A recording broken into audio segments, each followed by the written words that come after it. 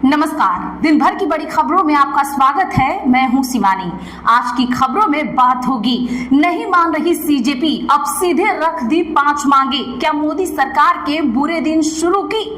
और दिल्ली में हाल ही में हुए छात्र प्रदर्शन के बाद राजनीतिक माहौल लगातार गर्माता जा रहा है। कांग्रेस सांसद और G20 के खिलाफ बड़ा आंदोलन, 4 अगस्त को दिल्ली में हल्ला बोल तेज की। साथ ही मंत्री के खिलाफ बीजेपी सांसद की बेटी ने ही खोला मोर्चा, बीच बचाव में उतरे हिमंता की। वही खबर के अंत में बात होगी, बांग्लादेश नेपाल जैसा सता रहा था डर, कांप उठी थी सरकार, खुद मंत्रियों ने खोली पोल की। इसी के साथ आज दिन भर की सही बड़ी और प्रमुख खबरों को जानेंगे विस्तार से। उससे पहले एक नजर सुर्खियों पर। शिक्षा मंत्री धर्मेंद्र प्रधान का इस्तीफा, प्रहलाद जोशी को मिला चार्ज, बोले उम्मीदों पर खरा उतरूंगा। चंडीगढ़ के आप पार्षद मुनव्वर कांग्रेस में हुए शामिल, कांग्रेस बनी दूसरी सबसे बड़ी पार्टी, आपसे छीन सकता है नेता प्रतिपक्ष का पद। जंतर मंतर पर आंदोलन खत्म, सफाई अभियान शुरू, मंच लाउड स्पीकर हटाए जा रहे हैं, प्रदर्शनकारी घर लौटे, बैरिकेड से सड़क किनारे किए गए, पुलिस भी तैनात। पेपर लीक आंदोलन को 4 चेहरों ने क्रांति में बदला, दीपिका ने डिजिटल समर्थन जुटाया, वांगचुक के अनशन ने भीड़ को किया एक। 12 साल में 116 पेपर लीक, 7.5 करोड़ बच्चे प्रभावित, 19 राज्यों में पेपर माफिया, निशाने पर शिक्षक पुलिस भर्तियां, नीट से सालों का गुस्सा फूटा। राजनाथ बोले भारत इनोवेशन के रास्ते खोज रहा, पाकिस्तान घुसपैठ के अगर वह रोड़े अटकाएगा तो सेनाएं तैयार। रक्षा मंत्री ने लद्दाख में कारगिल शहीदों को दी श्रद्धांजलि। कांग्रेस एमएलए बोले अहंकार हारा और संविधान जीता, सांसद ने कहा यह शुरुआत। शिक्षा मंत्री धर्मेंद्र प्रधान की इस्तीफे के बाद निकला विजय मार्च। मंत्री गजेंद्र बोले देश हित में धर्मेंद्र प्रधान इस्तीफा वापस लें। रमन सिंह ने कहा फैसला जरूरी था। भूपेश बोले जेन जी नरसिंह अवतार, मोदी सरकार हिरण्यकश्यप। बांकीपुर उपचुनाव में नितिन नवीन बोले इस इलाके में मेरा बचपन बीता। पीके ने कहा जीविका दीदियों से प्रचार करवा रही बीजेपी, धरना दूंगा, कल रोड शो करेंगे तेजस्वी यादव। जंतर मंतर पर छात्रों ने ऐसा पढ़ा मंत्र की मोदी को, असदुद्दीन ओवैसी ने पीएम मोदी पर साधा निशाना। देश भर में आज सीजेपी निकाल रही है कैंडल मार्च, बिहार में छात्र निकालेंगे विजय जुलूस, छात्र आंदोलन की जीत पर पप्पू यादव मनाएंगे जश्न। योगी को जंतर मंतर से सबक लेना चाहिए, यूपी के सीएम पर भड़की महबूबा मुफ्ती। हिमाचल सरकार के खिलाफ जन आंदोलन शुरू करेगी बीजेपी, बिंदल बोले अगस्त में ब्लॉक स्तर से शुरू करेंगे 10 गारंटियां, स्कूल कॉलेज में तालाबंदी को बनाएंगे मुद्दा। वोट चुराए जा सकते हैं लेकिन लोग नहीं, उद्धव ठाकरे ने युवाओं को बता दिया विष्णु अवतार। महाराष्ट्र में इस्तीफे का जश्न मनाने उमड़ा जन सैलाब। सिद्धारमैया का बड़ा ऐलान, 2028 का विधानसभा चुनाव नहीं लड़ूंगा मैं, बोले राजनीति भ्रष्ट हो गई है। 2 महीने पहले सीएम पद छोड़ा था, शिव कुमार हैं नए मुख्यमंत्री। चलिए जानते हैं बड़ी और प्रमुख खबरों को विस्तार से। देश में पेपर लीक को लेकर मचा बवाल अभी पूरी तरह से शांत भी नहीं हुआ है कि अब एक और बड़ा मुद्दा सड़कों पर उतरने जा रहा है। इस बार विरोध छात्रों का नहीं बल्कि टैक्सी और कमर्शियल वाहन चालकों का है। आखिर E20 पेट्रोल को लेकर ऐसा क्या हुआ कि अब संसद मार्च का ऐलान करना पड़ा है? क्या वाकई यह ईंधन उन गाड़ियों के लिए नुकसानदायक साबित हो रही है या फिर इसके पीछे कोई और बड़ी वजह है? जानने के लिए देखिए ये पूरी रिपोर्ट। दरअसल जंतर मंतर पर 36 दिनों के लंबे छात्र और जेनजी आंदोलन के बाद अब इथेनॉल के खिलाफ भी एक बड़े आंदोलन की तैयारी हो रही है। देश में 20% इथेनॉल ब्लेंडेड पेट्रोल के इस्तेमाल को लेकर all India tourist permit taxi ड्राइवरों और ट्रांसपोर्टरों का असंतोष अब सड़कों पर उतरने जा रहा है। Delhi taxi and tourist transporters and tour operator association ने E20 पेट्रोल की नीतियों, गाड़ियों के माइलेज में आ रही गिरावट और कड़े नियमों के विरोध में 4 अगस्त को संसद मार्च का ऐलान किया है। प्रेस कॉन्फ्रेंस को संबोधित करते हुए एसोसिएशन के अध्यक्ष संजय सम्राट ने E20 ईंधन को लेकर गाड़ियों के मालिकों और चालकों की मुख्य शिकायतें दर्ज कराईं। वहीं दूसरी तरफ नीट पेपर लीक के मुद्दे पर हुए आंदोलन के बाद अब टीम भारत के संस्थापक तहसीन पूनावाला ने E20 ईंधन नीति के खिलाफ नया आंदोलन शुरू करने का ऐलान किया है। उन्होंने दावा किया है कि E20 नीति सबसे खराब तरीके से लागू की गई गई नीतियों में से एक है। उनका कहना है कि अगर इस नीति में सही सुधार किए जाएं तो लोगों को 80 से 90 रुपए प्रति लीटर के बीच शुद्ध और बिना मिलावट वाला पेट्रोल मिल सकता है। इसी मांग को लेकर उन्होंने 31 जुलाई को दिल्ली में गांधी मार्च निकालने की घोषणा की है। दिल्ली में छात्र आंदोलन को लेकर सियासत तेज हो गई है। एक तरफ राहुल गांधी नेता प्रतिपक्ष केंद्रीय गृह मंत्री अमित शाह को चिट्ठी लिखकर गंभीर सवाल उठाए हैं, तो वहीं दूसरी ओर संयुक्त छात्र संगठन सीजेपी ने पेपर लीक को लेकर सख्त कानून बनाने की मांग कर दी है। तो क्या है आखिर ये पूरा मामला, आइए जानते हैं इस रिपोर्ट पे। दिल्ली में हाल ही में हुए छात्र प्रदर्शन के बाद राजनीतिक माहौल लगातार गर्माता जा रहा है। कांग्रेस सांसद और लोकसभा में विपक्ष के नेता राहुल गांधी ने केंद्रीय गृह मंत्री अमित शाह को पत्र लिखकर सवाल किया कि शांतिपूर्ण प्रदर्शन कर रहे छात्रों पर पैलेट गन चलाने का आदेश आखिर किसने दिया। राहुल गांधी ने अपने पत्र में कहा कि छात्रों की आवाज को बल प्रयोग से दबाने के बजाय उनकी समस्याओं को सुना जाना चाहिए। उन्होंने इस पूरे घटनाक्रम की निष्पक्ष जाँच कराने और जिम्मेदार लोगों के खिलाफ कार्यवाही की भी मांग की है। उधर इस मुद्दे पर छात्र संगठनों का दबाव भी लगातार बढ़ता जा रहा है। सीजेपी ने सरकार से मांग की है कि पेपर लीक जैसे मामलों को रोकने के लिए कानून और अधिक सख्त बनाया जाए। संगठन का कहना है कि पेपर लीक केवल एक अपराध नहीं बल्कि लाखों युवाओं के भविष्य के साथ खिलवाड़ है। सीजेपी का सुझाव है कि पेपर लीक के दोषियों के लिए कम से कम 10 साल की सजा का प्रावधान किया जाए ताकि भविष्य में कोई भी ऐसी घटना को अंजाम देने की हिम्मत न कर सके। संगठन का मानना है कि सख्त सजा ही ऐसे अपराधों पर प्रभावी रोक लगा सकती है। अब इस पूरे मामले ने राजनीतिक और प्रशासनिक दोनों स्तरों पर नई बहस छेड़ दी है। एक ओर विपक्ष छात्रों पर कार्रवाई को लेकर सरकार को घेर रहा है, तो दूसरी ओर छात्र संगठन पेपर लीक के खिलाफ और कड़े कानून की मांग कर रहे हैं। ऐसे में अब सबकी निगाह इस बात पर टिकी है कि सरकार राहुल गांधी की चिट्ठी और छात्र संगठनों की मांगों पर क्या रुख अपनाती है और आने वाले दिनों में इस पूरे मामले में क्या फैसला सामने आता है। बीजेपी से जुड़ी दो बेटियों के सोशल मीडिया पोस्ट ने सियासी गलियारों में नई बहस छेड़ दी है। एक तरफ केंद्रीय शिक्षा मंत्री धर्मेंद्र प्रधान के खिलाफ कथित पोस्ट का मामला सामने आया है, तो वहीं दूसरी ओर असम के मंत्री की बेटी का प्रधानमंत्री के खिलाफ नारे का एक वीडियो चर्चा में है। तो क्या है ये आखिरकार पूरा मामला, आइए जानते हैं इस रिपोर्ट में। सोशल मीडिया पर वायरल हो रहे दो अलग अलग मामलों ने भारतीय जनता पार्टी के भीतर भी चर्चाओं का दौर तेज कर दिया है। पहला मामला केंद्रीय शिक्षा मंत्री धर्मेंद्र प्रधान से जुड़ा है।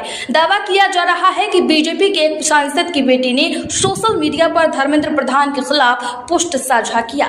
बताया जा रहा है कि पोस्ट को लेकर विवाद बढ़ने के बाद भी उन्होंने उसे हटाने से इनकार करते हुए कहा कि मैं पोस्ट डिलीट नहीं करूंगी। इसके बाद यह मामला सोशल मीडिया पर तेजी से वायरल होने लगा और राजनीतिक प्रतिक्रियाओं का सिलसिला भी शुरू हो गया है। वही दूसरा मामला असम से सामने आया है। यहाँ राज्य सरकार के एक मंत्री के बेटी का एक वीडियो चर्चा में है, जिसमें वो प्रधानमंत्री के खिलाफ नारे लगाती दिखाई दे रही है।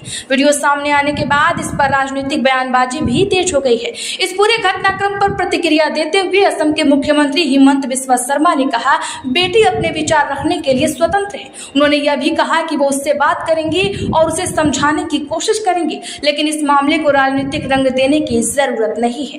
इन दोनों घटनाओं ने एक बार फिर यह सवाल खड़ा कर दिया है कि क्या नेताओं और जनप्रतिनिधियों के परिवार के सदस्यों के व्यक्तिगत विचारों को राजनीतिक नजरिए से देखा जाना चाहिए या फिर उन्हें अभिव्यक्ति की स्वतंत्रता के दायरे में ही माना जाना चाहिए। फिलहाल दोनों मामलों को लेकर सोशल मीडिया पर बहस जारी है। वहीं राजनीतिक दल भी अपने अपने तरीके से इन घटनाओं पर प्रतिक्रिया दे रहे हैं। अब देखना होगा कि आने वाले दिनों में इन मामलों पर क्या नया घटनाक्रम सामने आता है।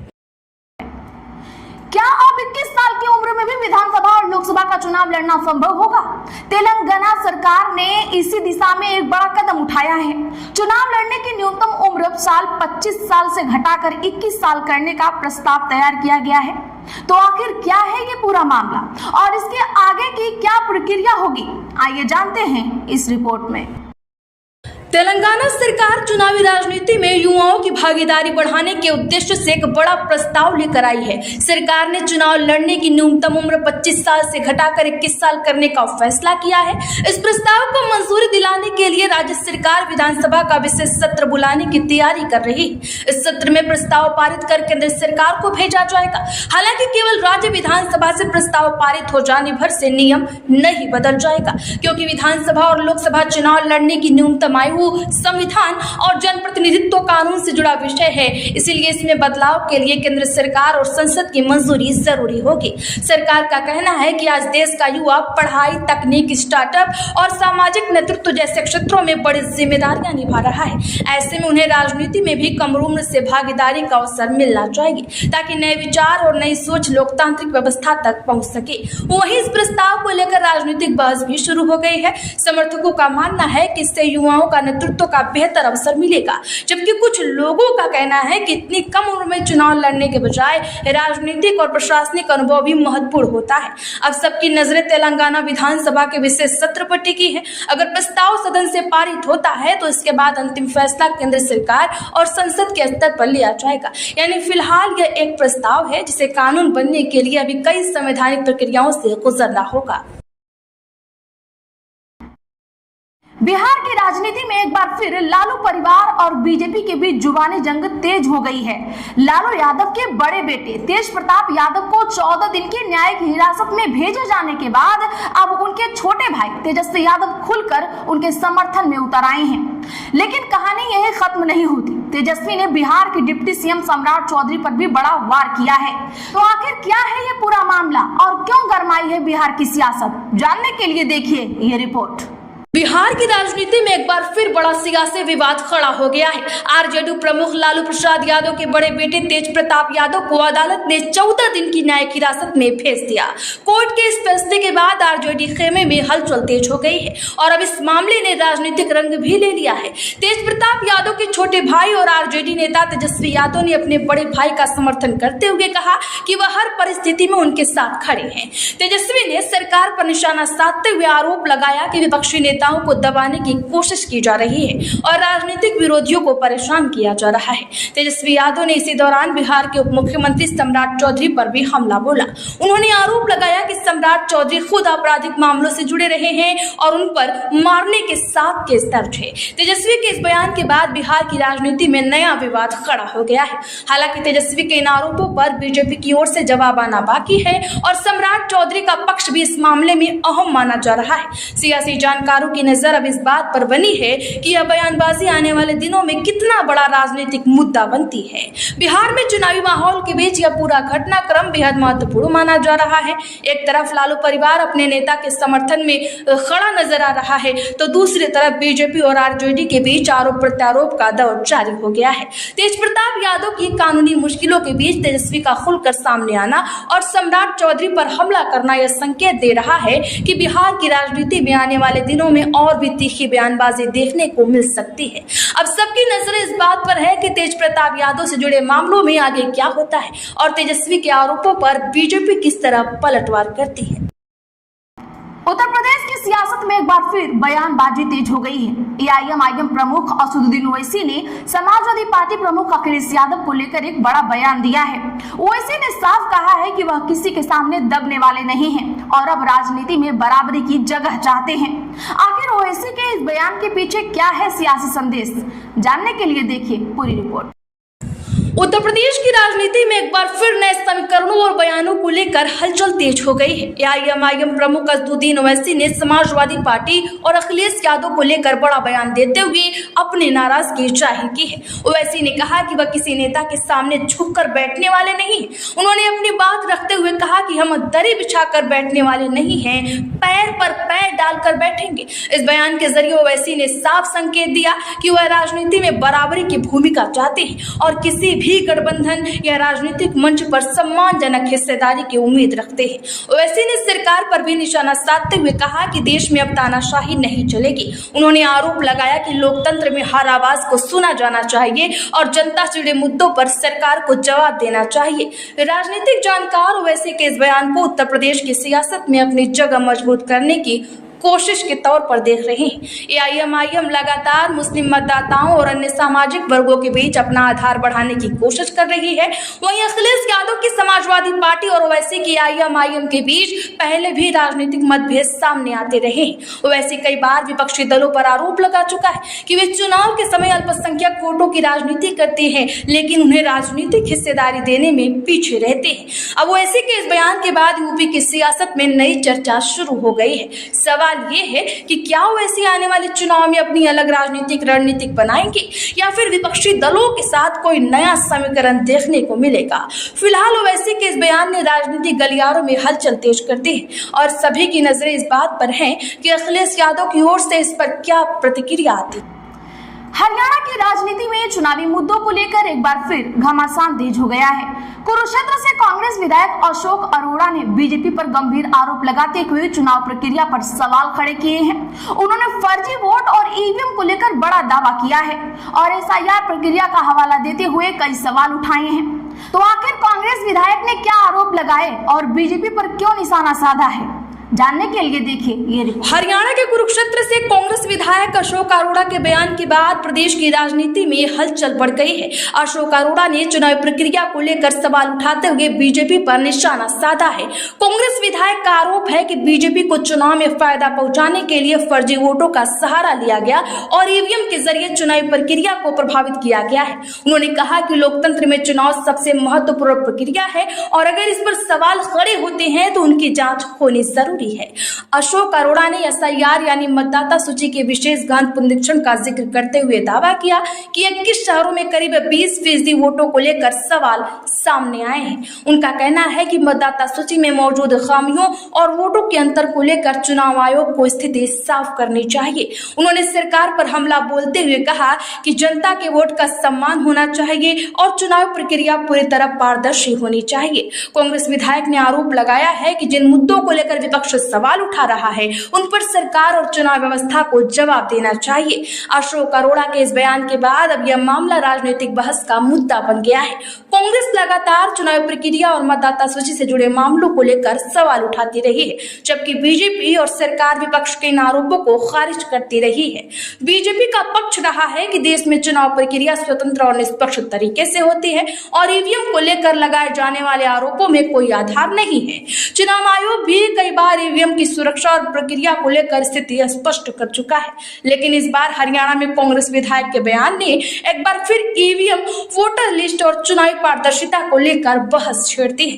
विपक्ष जहां जांच और जवाब की मांग कर रहा है, वहीं सत्ता पक्ष इन आरोपों को राजनीति से प्रेरित बता रहा है। अब सवाल ये है कि क्या अशोक अरोड़ा के आरोपों पर कोई आधिकारिक प्रतिक्रिया सामने आती है? क्या चुनाव प्रक्रिया को लेकर उठे उन सवालों पर कोई नया विवाद खड़ा होगा? आने वाले दिनों में हरियाणा की राजनीति में यह मुद्दा कितना असर डालता है, इस पर सभी की नजरें रहेंगी। दुनिया एक बड़े सैन्य टकराव की तरफ बढ़ती दिखाई दे रही थी, लेकिन अचानक अमेरिका के राष्ट्रपति डोनाल्ड ट्रंप ने बड़ा फैसला लेते हुए ईरान पर प्रस्तावित बड़े हमले को रोक दिया। तो अब सवाल उठ रहा है कि आखिर ऐसा क्या हुआ कि अमेरिका ने अपने कदम पीछे खींच लिए हैं। तो क्या है ये पूरा मामला, जानने के लिए देखिए ये रिपोर्ट। देश के शिक्षा मंत्री धर्मेंद्र प्रधान को जंतर मंतर पर बैठे 24 लाख छात्रों के आक्रोश के सामने आखिरकार झुकना ही पड़ा और इस्तीफा देना पड़ा। लेकिन क्या इस अहंकारी सरकार और इसके मंत्रियों को कोई अक्ल आई? आखिर वे क्यों बौखला उठे और छात्रों और युवाओं को इतना बुरा भला क्यों बोल रहे हैं? आइए देखते हैं इस रिपोर्ट में। दुनिया एक बड़े सैन्य टकराव की तरफ बढ़ती दिखाई दे रही थी, लेकिन अचानक अमेरिका के राष्ट्रपति डोनाल्ड ट्रंप ने बड़ा फैसला लेते हुए ईरान पर प्रस्तावित बड़े हमले को रोक दिया। सवाल उठ रहा है, आखिर ऐसा क्या हुआ? अमेरिका ने अपने कदम पीछे खींच लिए। रिपोर्ट्स के मुताबिक ट्रंप ने अमेरिकी सेना को ईरान के खिलाफ आगे की बड़ी कार्रवाई रोकने का निर्देश दिया है। इस फैसले के पीछे कई वजहें बताई जा रही है, जिसमें क्षेत्रीय तनाव बढ़ने का खतरा और अमेरिकी सैन्य संसाधनों पर बढ़ता दबाव शामिल है। सबसे बड़ी चिंता सामने आई है अमेरिकी एयर डिफेंस सिस्टम को लेकर। अधिकारियों और विशेषज्ञों ने चेतावनी दी है कि लंबे समय तक चलने वाले संघर्षों में पैट्रियट इंटरसेप्टर मिसाइलों और दूसरी एयर डिफेंस मिसाइलों के भंडार पर दबाव बढ़ सकता है। यानी मामला सिर्फ हमला करने का नहीं, बल्कि हमले के बाद दुश्मन के मिसाइल और ड्रोन हमलों से बचाव करने की क्षमता का भी है। ईरान के पास बैलिस्टिक मिसाइल और ड्रोन क्षमता है, जिनका इस्तेमाल वह अमेरिकी ठिकानों और सहयोगी देशों के खिलाफ कर सकता है। ऐसे में अमेरिका के लिए चुनौती यह है कि अगर संघर्ष लंबा खिंचता है तो क्या उसके पास पर्याप्त इंटरसेप्टर मिसाइलें बची रहेंगी।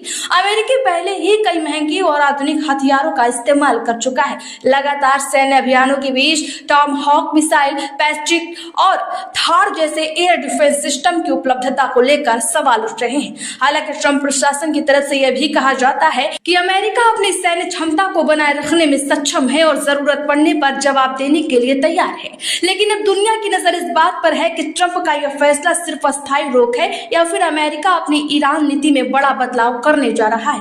क्या हथियारों की कमी ने अमेरिका को पीछे हटने पर मजबूर किया? आज के लिए बस इतना ही। ऐसी ही खबरों के लिए चैनल सब्सक्राइब कर लें और बगल में